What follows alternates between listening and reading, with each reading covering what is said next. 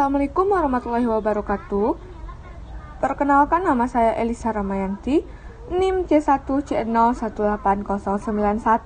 Baik, di sini saya akan membahas tentang faktor-faktor keperilakuan pada penganggaran modal.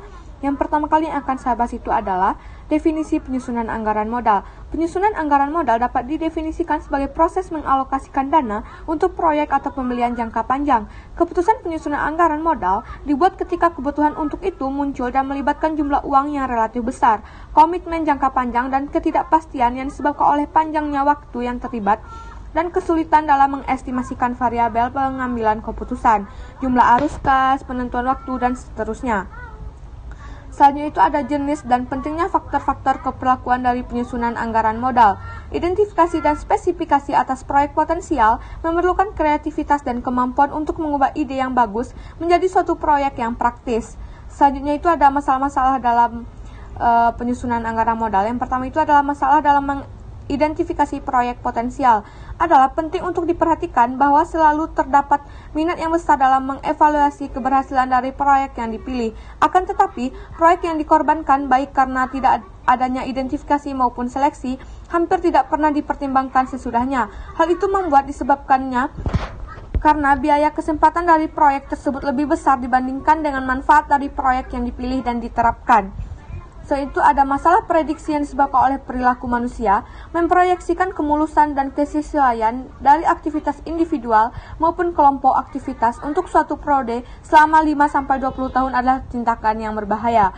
Selanjutnya itu adalah masalah manajer dan ukuran jangka pendek. Aspek keperilakuan lain dari prosedur seleksi proyek adalah bahwa metode peninjauan kinerja adalah tidak konsisten dengan metode seleksi proyek. Selanjutnya itu adalah masalah yang disebabkan oleh identifikasi diri sendiri dengan proyek.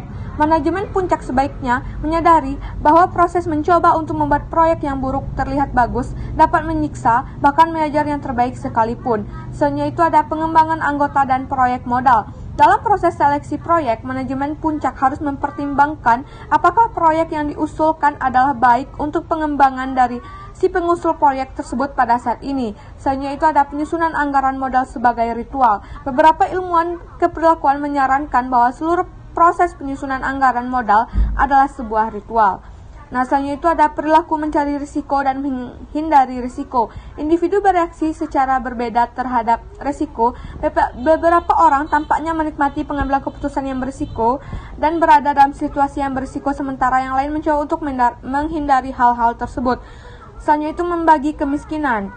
Dan selanjutnya itu ada tampilan rasio. Telah ditunjukkan bahwa proyek modal margin kadangkala diimplementasikan untuk menyediakan suatu mekanisme guna melatih karyawan manajemen. Penyusunan anggaran modal juga dapat menjadi ritual dan dengan demikian gagal untuk memanfaatkan teknik pengambilan keputusan yang rasional.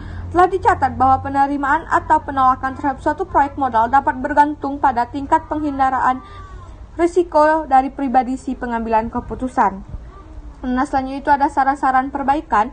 Karena audit pasca implementasi dapat dilakukan dari waktu ke waktu dan objektif ditentukan secara periodik, maka adalah mungkin untuk menetapkan ukuran-ukuran kinerja jangka pendek untuk proyek modal yang konsisten dengan kinerja jangka panjang dari proyek tersebut. Hal ini memiliki dampak menghilangkan masalah yang berkaitan dengan manajer jangka pendek. Baik, hanya itu yang dapat saya sampaikan. Terima kasih atas perhatiannya. Akhir kata saya tutup dengan wabillahi taufiq wal hidayah. Wassalamualaikum warahmatullahi wabarakatuh.